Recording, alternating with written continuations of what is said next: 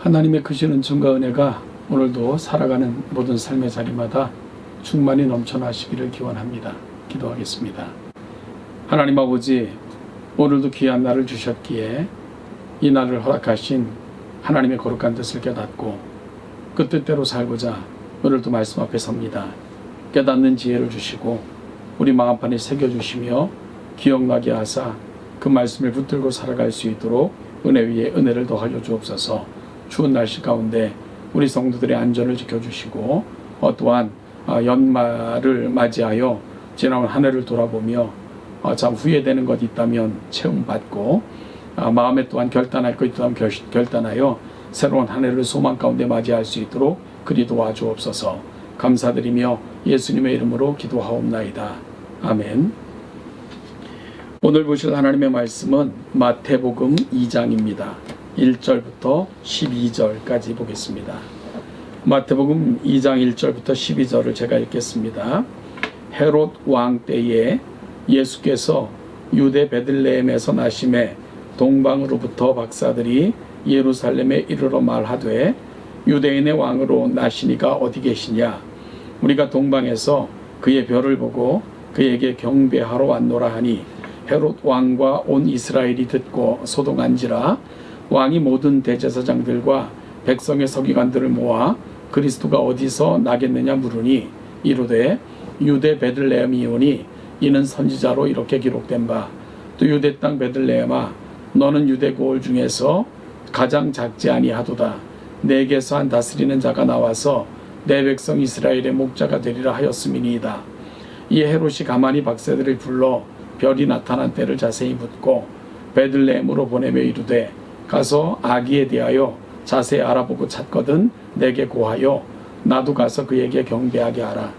박사들이 왕의 말을 듣고 갈새 동방에서 보던 그 별이 문득 앞서 인도하여 가다가 아기 있는 곳 위에 머물러 서 있는지라. 그들이 별을 보고 매우 크게 기뻐하더라. 집에 들어가 아기와 그의 어머니 마리아가 함께 있는 것을 보고 엎드려 아기께 경배하고 보배압을 열어 황금과 유향과 모략을 예물로 드리니라. 그들은 꿈에 헤로데게로 돌아가지 말라 지시하심을 받아 다른 길로 고국에 돌아가니라. 아멘. 아주 잘 알려진 본문입니다. 성탄절에 성극을 하면 단골 메뉴로 등장하던 이야기이기도 하지요. 바로 동방으로부터 온 박사들이 예수님을 경배하고 돌아가는 장면입니다. 복음서 저자들은 다양한 각도에서 예수님의 오심을 전하고 있습니다.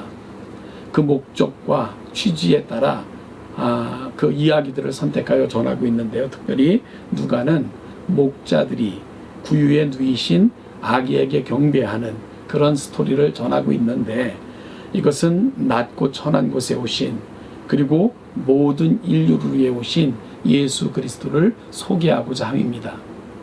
이러한 누가의 의도는 예수님이 후에 세례를 받으시는 장면에서 그리고 후에 메시아 선언을 하시는 장면에서도 이와 같은 취지는 분명하게 드러납니다.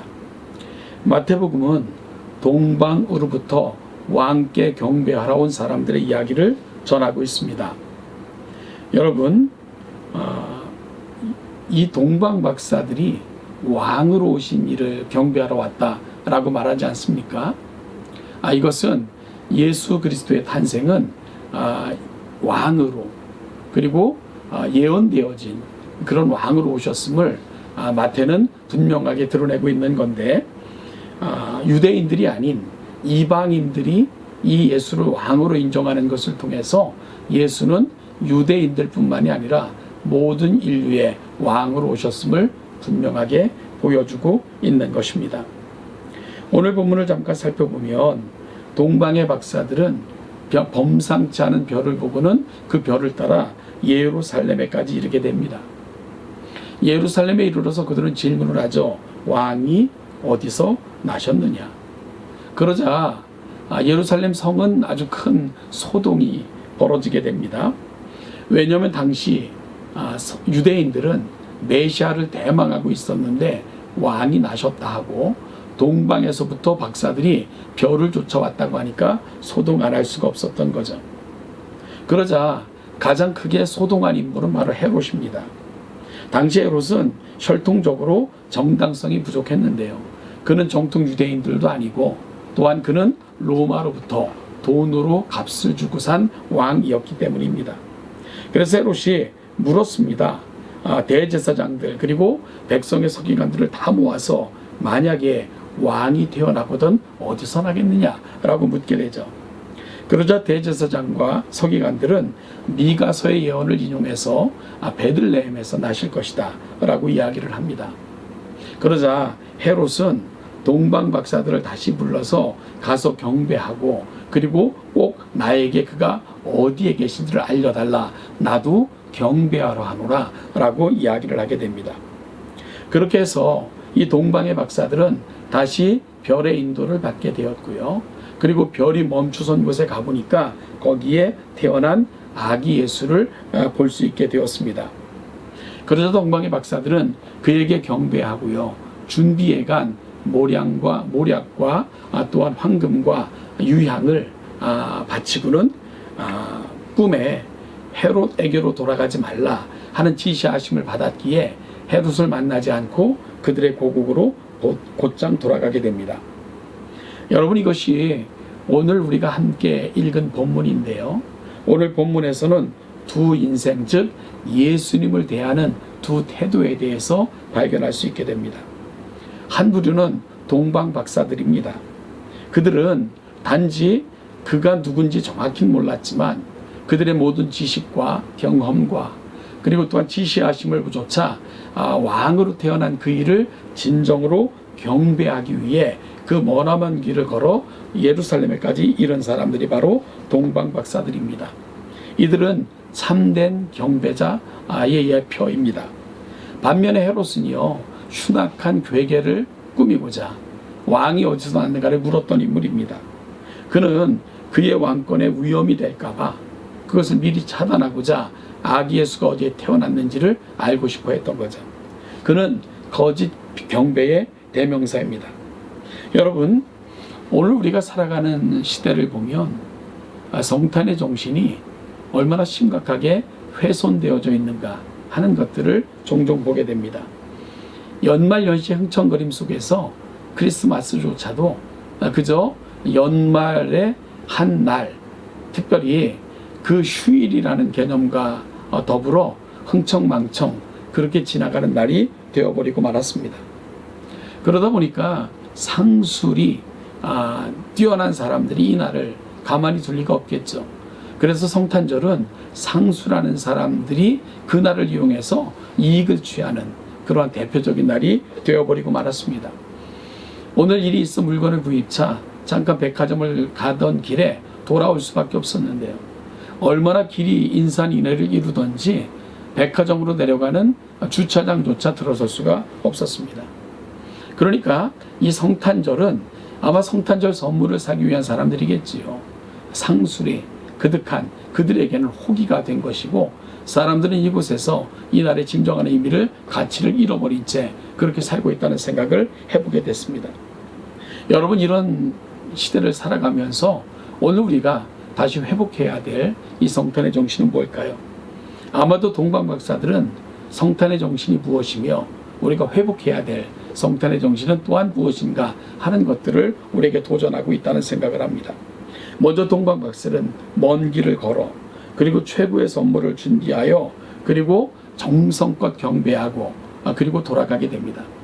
이들이 정성껏 경배했다, 이 말을요 어떻게 성경을 설명하고 있나? 그들이 크게 기뻐했다 라는 말로써 그들이 진정으로 왕을 만난 기쁨을 안고 돌아갔음을 보여주고 있습니다.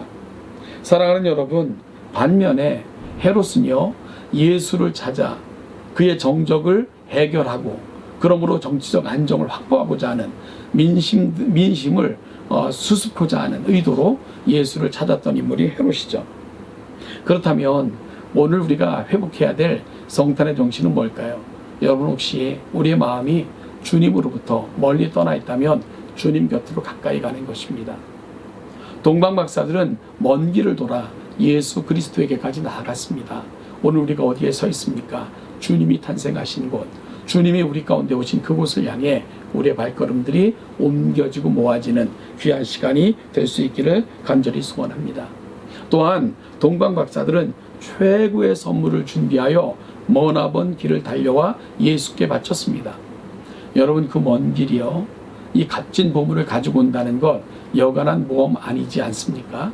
길의 위험과 강도의 위험이 있었을 것이고요. 여러분, 그럼에도 불구하고 그들은 그 선물을 잘 보관하여 예수께 바치는 일까지 그렇게 실행하게 됩니다. 그렇다면 오늘 우리는 이 성탄절에 무엇을 주님께 드릴까? 여러분, 내 심령 그리고 내 삶을 하나님 앞에 올려드리는 성탄절이 될 수 있기를 바랍니다. 다시금 하나님께 우리의 마음을 드리고 하나님의 뜻대로 살고자 하는 가장 거룩한 소망을 하나님께 고백하며 나아가는 저와 여러분들이 될 수 있기를 바랍니다. 그리고 또한 동방박사들은 예수를 경배하자 큰 기쁨이 그들의 가슴 속에 넘쳐났습니다. 여러분이 성탄절을 통해서 우리 안에도 정말로 이 땅에 오신 예수 그리스도로 말미암아 내게 주어진 그 큰 은혜가 회복되는 가운데 큰 기쁨이 회복되어 감사로 남은 생애를 다시 살겠다 결심하는 아름다운 다짐이 있는 복된 성탄 2022년 성탄이 될 수 있기를 간절히 소망합니다. 다시 한번 성탄의 기쁨과 감사가 여러분들의 모든 삶의 자리마다 충만하시기를 기원합니다.